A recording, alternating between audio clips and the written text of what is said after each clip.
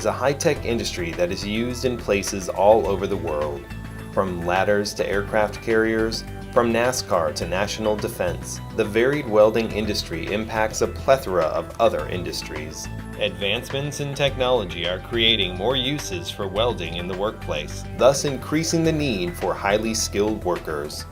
The first thing we want to do when you teach welding is you want to teach them how to be safe and what you need to know to become a good welder.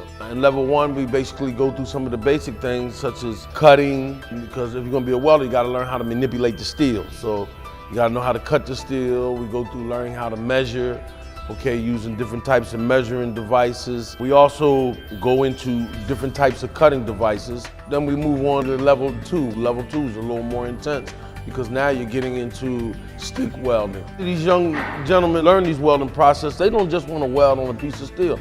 They want to take it to task.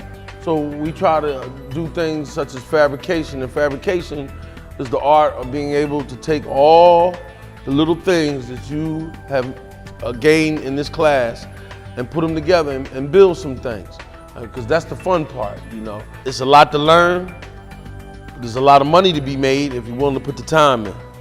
Upon completion of the various courses, welding students are given the opportunity to take certification exams in the following areas: Core and Sustainable Construction, Entry Welding Technology Levels 1, 2, and 3, and Your Role in the Green Environment.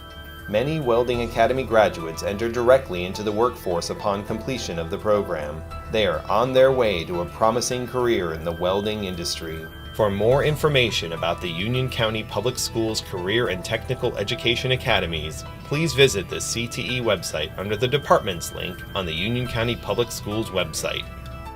Sign up for a CTE Academy today.